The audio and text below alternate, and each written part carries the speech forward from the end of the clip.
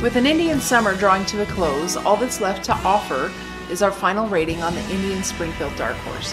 We put almost 3,000 miles on the Dark Horse in the time we had it. We slabbed it, we rode hundreds of miles of twisties, we commuted and ran errands on it. Let me tell you how it went and why we can't help falling in love.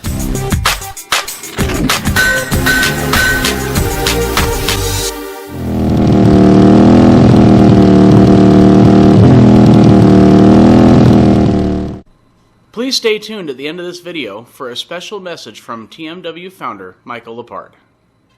First, an overview. The 2020 Springfield Dark Horse is a long, low cruiser of a motorcycle in the bagger flavor. The Dark Horse variant differs from the standard Springfield in several key ways. Matte finishes, premium blacked out accents, and 12-inch handlebars create gobs of attitude. The Dark Horse also gets the 116 cubic inch, 1900cc, Thunderstroke air-cooled V-twin motor with blacked out finishes, churning out 126 foot-pounds of torque. It comes standard with 3 ride modes, Standard, Touring, and Sport, and rear cylinder deactivation. Also standard are keyless ignition, ABS, cruise control, and TPMS. Remote locking saddlebags are also standard equipment. Indian generously outfitted our Springfield with several upgrades. It had the 16-inch handlebars, driving lights, and Stage 1 intake and exhaust kits.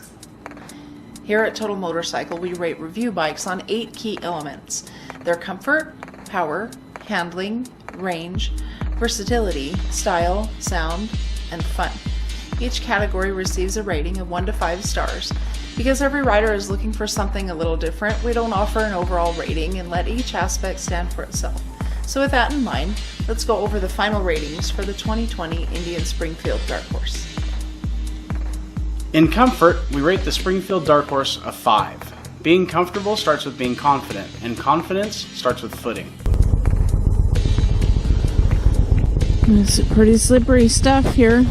But thanks to the low seat height and the seat that's not real wide, I can flat foot and even be confident when stopping on a gravelly hill. The low seat on the Springfield Dark Horse makes it easy to flatfoot, but that's not the entire story. Whatever black magic Indian uses in designing their bikes also makes it feel light, despite being 758 pounds dry. It comes up off the kickstand with hardly any effort, and it stays balanced even in low-speed maneuvers. All the controls are easy to manipulate, and the high bars cut down on back fatigue during long rides. The wide, long floorboards let you adjust your feet and legs when you feel the need, and the seat is firm enough to keep you stable, but not so hard it's uncomfortable to sit on. There's also a little extra credit here. Both of our passengers during our 2-up tests had positive things to say about the riding position and the feel of the pillion. We rate the Springfield Dark Horse a 5 for power. Our rating in this category was influenced by the Stage 1 intake and exhaust kits Indian outfitted our bike with. The 116 cubic inch V-twin and 6-speed transmission never, not once, left us wishing for more power. There's enough power for hauling the Springfield Dark Horse through traffic, powering out of corners, or cruising on the freeway at a steady 80 miles per hour. Drop a gear and passing is a breeze, too. Even riding with a passenger, I didn't notice any lack of power, whether cruising on the freeway or climbing mountain roads. Can't help falling in love with that engine. In handling, we award the Springfield Dark Horse a 4. The Springfield Dark Horse handles amazingly well for such a large bike. It carves corners with confidence and tracks straight on the interstate. It weaves and swerves smoothly, and you can lean it over quite a bit before the pipes hit pavement. Steering feel is light and crisp and predictable. Where we lose a star in this category is those high bars. All that straight line comfort exacts a price when you're trying to navigate in limited spaces. You just can't reach your arms out far enough to turn the bars to full lock, and that makes things like 90-degree turns difficult. This may not be a problem with the stock 12-inch bars, but the taller 16-inch bars on our press bike sure made it a challenge. This is another instance where our rating of the Springfield Dark Horse was affected by a non-standard upgrade. In range, we've rated the Springfield Dark Horse a 5. Our Springfield Dark Horse had long legs. The fuel tank is 5.5 gallons, and we averaged about 49 miles to the gallon over the 3,000 miles we spent with it. That's almost 270 miles of range in a single tank, and I know very few riders who can handle 200 miles without stopping anyway. Our Dark Horse went the distance, and we never fretted over distance between stops.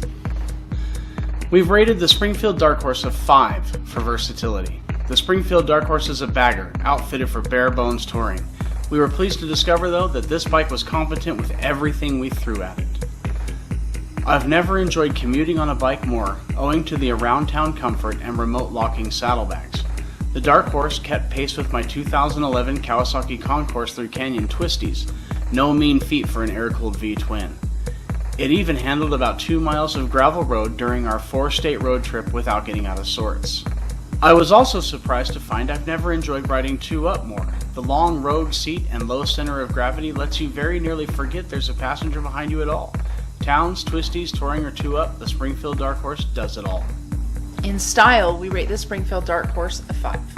We're aware that style is extremely subjective, so let me try to explain what impresses me most about the aesthetic of the Springfield Dark Horse. Whether or not you like the minimalist look, what shines about the Dark Horse is the cohesiveness of the presentation. Every component has a casually industrial, purpose-built look and feel, and they all coordinate. What we don't have is a bike that was built 80% to its concept and then finished up with part bin bits. Every piece looks like it was designed specifically for the Dark Horse iteration of the Springfield. Every piece. Can't help falling in love with that detail. With the blacked out bits and matte finish, you get a sense that this bike doesn't mind getting a little dirty. It's ruggedly beautiful. Its style is utility. It has work to do. It looks like a tool or a weapon. A caveat here. A lot of that impression accrues to the sagebrush smoke color of our review bike. The dark green and a matte finish just screams military, and it's an open question if the other color options would look as purposeful. All we can do is review the bike we were given. We rate the Springfield Dark Horse a 5 for sound. The low revving 116 cubic inch V-twin puts out a wonderful exhaust note.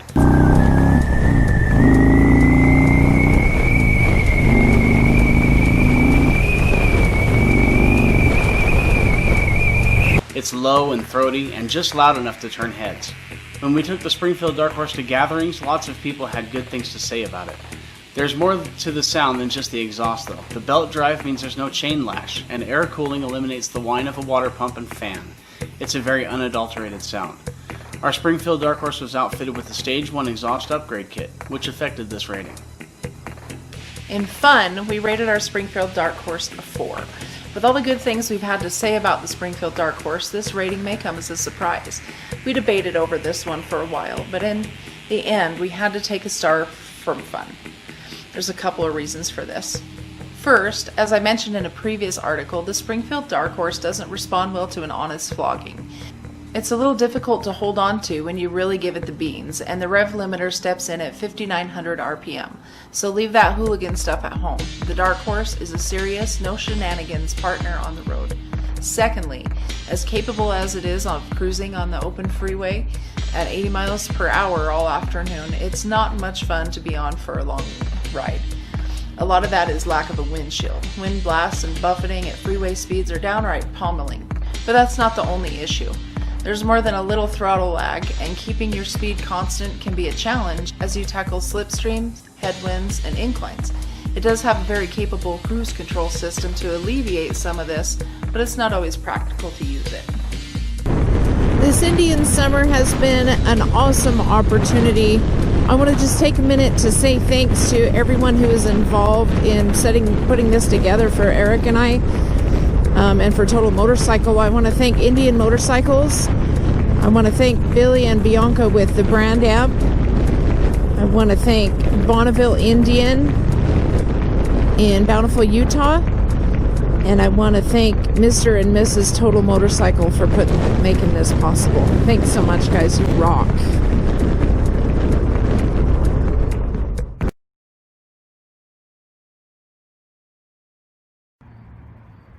Hello, Total Motorcycle readers.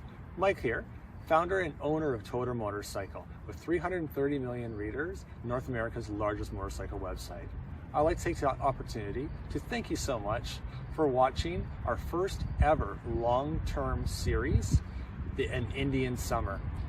During our series of 15 episodes, we reviewed the brand new Indian Scout, as well as the new Indian Springfield Dark Horse.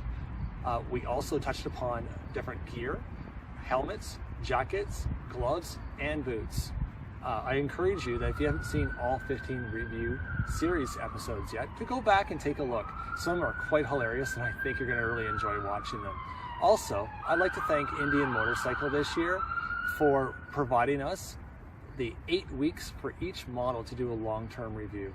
That allowed us to do an unbiased, helpful, useful review for you that many other journalists didn't have the opportunity to do.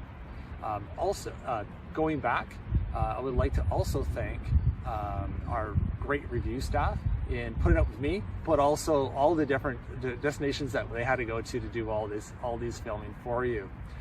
We're going to have some wonderful opportunity to take a look at more gear, more motorcycles next year, and I encourage you to keep watching Toter Motorcycle, supporting us, clicking on the like button on our social media channels, subscribing and following. Don't forget to check out our Patreon accounts too. For $1 per month, it goes a long way to help not only the site out and supporting motorcyclists worldwide, but also allowing my staff to continue buying the new gear that they're going to need to.